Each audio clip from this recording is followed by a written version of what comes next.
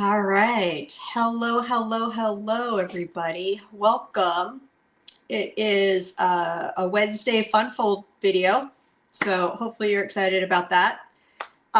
Today we're going to need a trimmer and some paper and not much else. But let me show you the card. So what I mean by that is we're not going to use any punches or the Big Shot machine, the Stamp and Cut and Emboss machine, or whatever die cut embossing machine you have. But so let me show you the card we're going to be making. First, let me show you where I got the idea. And part of our team meetings, we have a swap. And one of the very first ones we did was a fun fold. And so this fun fold came from Catherine, who's on my team. And so many creative people and ideas. But look at this card. Look at how cute that is.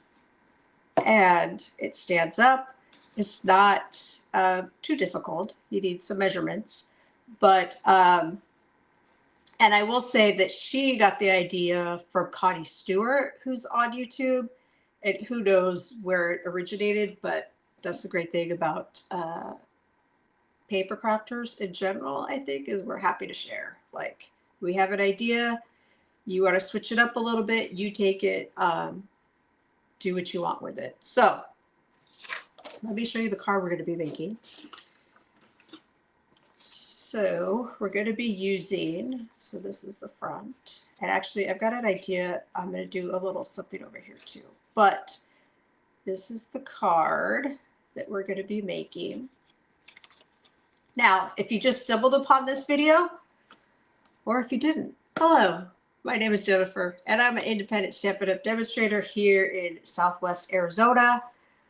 I love all things paper crafting fun. If you're part of my email list, then on Wednesdays, you get the directions for this. So you get a recipe card with all the measurements that you could print out or look at on your computer. Here, I will talk about measurements, but it's not, I don't write them all out or anything for you. So you definitely want to be a part of my email list. Go ahead and lock that on. Okay. So, like I said, here's the card. Let's start with some blueberry bushel. Yeah, blueberry bushel. And we have, it is your traditional, right? 8.5 by 5.5. Basically, you score it at 4 1/4 like you would normally, right? And then you could do it two ways. You could score it at 2 1/8,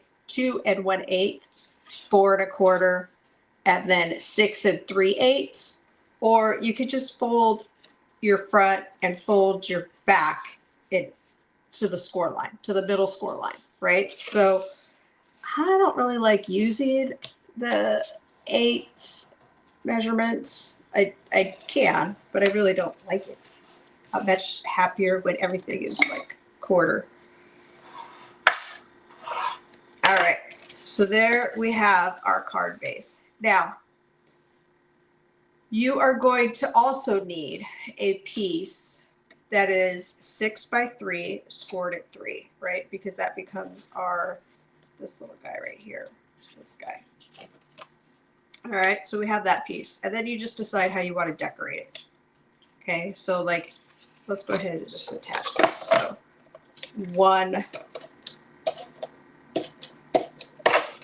I have done one side is going to be clouds. Now, I will say this card is going to be a graduation card. I've got a couple cards that I need to send out. And so I kind of thought the skies were just kind of a good, like, you know, you're launching into the world kind of a thing. And I do have the stamp set, and it's available now. It is May 13th, 2025. But Cap and Gown, which is a great just graduation stamp set, that's on the, it is in the online store. Okay, so let's do subassembling because this is going to go kind of like this because it folds two ways, right? So I've already cut my designer series paper. Hopefully I left them how I want them. So there is a front of the card. So I think I want this to be the front. Like so. So you're wondering, well, what are those measurements? Well, let me tell you. They are 1 7/8 by 5 1/4. And you need 6 of them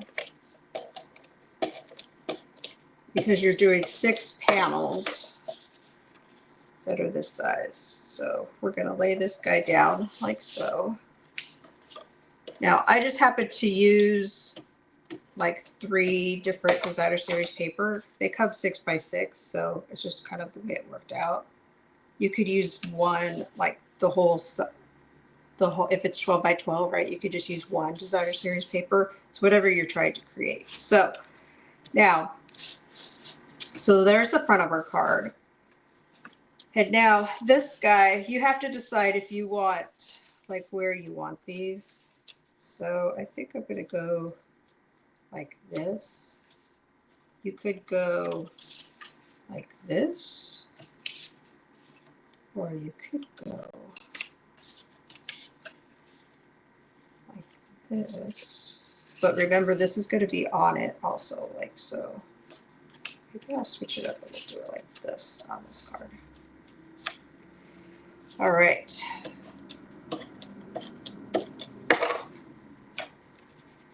So we're going to add these panels to our card base. And then I'll show you the sample card again, just to show you it's, well, each card's going to be a little bit different. Right. All right. And I didn't want to put too much decoration on it because the card itself is on the thicker side, just because it folds both ways. We've got some paper on here. All right. So, right. So it's going to be like this. It's going to sit like this. But this guy folds both ways too. Because when the card's closed, it folds like this. But then when it's open, it folds like this. Okay.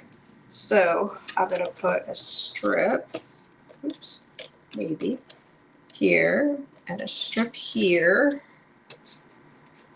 a quarter.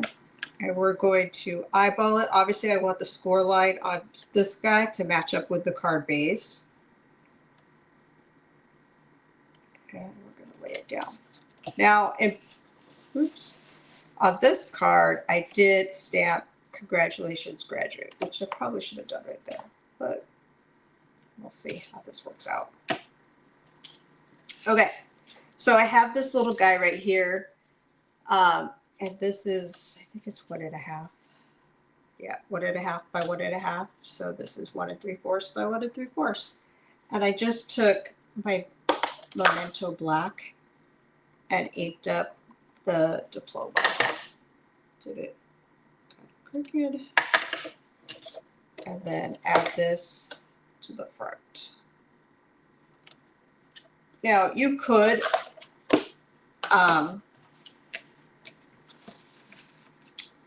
like do this with like coordinating colors, right? Of like whatever school they're graduating from. Right this second, I just need to get the card in the mail. So it's not going to be coordinating. But I have this guy, and then I'll show you what I was thinking. I'm going to put this in the corner. And then I have, do these have, I don't think these have numbers. Wait, I don't think so. Now that I think about it. Because I was going to put, I was thinking I could do numbers, but all these little guys right here are just letters. So that's not going to work. It's a lot of letters. Make a big alphabet soup with these guys. Okay. I don't know. I guess I'm just going to leave it like this. What do you guys think? What would you do? You tell me. Would you find some die cut numbers and do like 2025? That's what I was thinking. Going down this side, 2025. All right. So this is our card. Now, am I going to try and stamp it? Yeah, let's be crazy and try and stamp it. If it doesn't work, I can always cover it up. So I am going to do it in the corner though, because there we go. I didn't want to go over where I've scored it because that might create a bump right there. So look at that. It's not too difficult, right? We've got, again, scored at 2 1/8, 4 1/4, and 6 3/8. And there you have, I forget the name of the fold. It's like backwards W or something,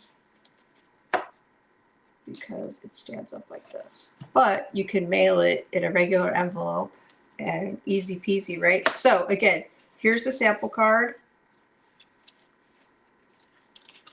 And then here's the sample. This is the original. This is what came into the casita.